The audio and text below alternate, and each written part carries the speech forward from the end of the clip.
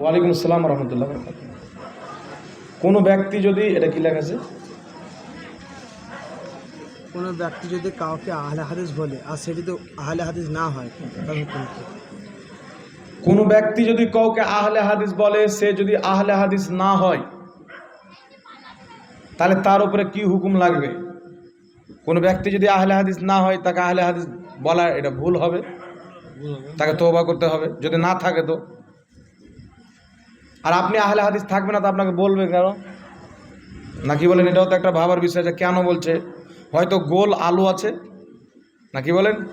কিছু লোক গোল আলু আছে, দেখবেন আহলে হাদিসদের সাথে থাকলে মনে করেন আহলে হাদিস, সুন্নিদের সাথে থাকলে মনে করো সুন্নি।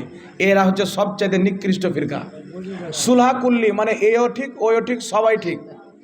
আর যে সবাইকে ঠিক বলবে ও কোনোই মতে জান্নাত পাবে না, চিরস্থায়ী জাহান্নামী। 72টি জাহান্নামী ফিরকা হবে, তার মধ্যে সবচাইতে নিকৃষ্ট ফিরকা হলো সবাই ঠিক। সুলহা কুল্লি কথা বুঝে এসছে? সবাইকে ঠিক বলা এটা নবী পাককে অপমান করা।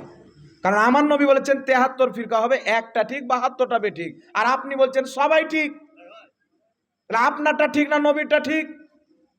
কথা বুঝেছেন? তো কোনো ব্যক্তি যদি আহলে হাদিস না থাকে, তাকে আহলে হাদিস বলা নাজায়েজ আছে, তওবা করতে হবে। মেয়েদের পর্দা মেয়েদের পর্দা করা ফরজ, তো কাবা শরীফের ছেলে মেয়ে একসঙ্গে তাওয়াফ করে, এটা কি? মেয়েদের পর্দা করা ফরজ, তো কাবা শরীফের ছেলে মেয়ে একসাথে তওয়াফ করে, এটার ব্যাপারে কি বলবেন? কাবা শরীফ এমন একটি জায়গা, ওখানে তো আপনার পরীক্ষা হবে। ওখানে গিয়ে যদি চোখ মুখে একটু ব্যাকা করে দেন, তাহলে আল্লাহ আপনাকে ব্যাকা করে দেবে। ওটা এমন একটি স্থান, আর ওখানে আপনি পরিবেশ করবেন আল্লাহর কসম। আপনার যদি ঈমান থাকেন, কে মেয়ে তওয়াফ করছে কি আপনি কিছু বুঝতে পারবেন না। আপনার ধিয়ানই থাকবে আল্লাহর দিকে। ওখানে ঢুকলে আপনার ধিয়ান আলাদা হয়ে যাবে, আপনি চেঞ্জ হয়ে যাবেন, পরিবর্তন হয়ে যাবেন। তো ওটা একটা পরীক্ষার জায়গা। ওখানে গিয়ে যদি আপনি নজর খারাপ করে দেন, ধ্বংস হয়ে যাবেন। ওখানে গিয়ে নিজেকে হিফাজত করে নেন, মাসুম বাচ্চা হয়ে বাড়িতে ফিরে আসবে। কথা বুঝে এসছে কিনা? তো আল্লাহ পাক অনেক জায়গাতে পরীক্ষাও রেখেছেন, ঠিক না বেঠিক? আল্লাহ দারু খাওয়া হারাম করেছেন, কিন্তু দুনিয়াতে দারু আছে। আল্লাহ সুয়ার খাওয়া হারাম করেছেন, কিন্তু সুয়ার আল্লাহ তৈরি করে, আছে না নাই? তো এগুলো তো আমাদের পরীক্ষার জিনিস, কথা ঠিক না বেঠিক? তো ওই কাবা ঘরে ছেলে মেয়ে তওয়াফ করে, আল্লাহ পাক ওটা একটি পরীক্ষার জায়গা। ওখানে আমার বান্দা দেখি এখানে আমার ভয়ে এসছে না কাউকে দেখানোর জন্য এসছে। ওখানে আপনার প্রশ্ন হওয়ার কারণে, পরীক্ষা হওয়ার কারণে এটা করানো হয়। আর করের কোনো প্রশ্ন আছে আপনাদের?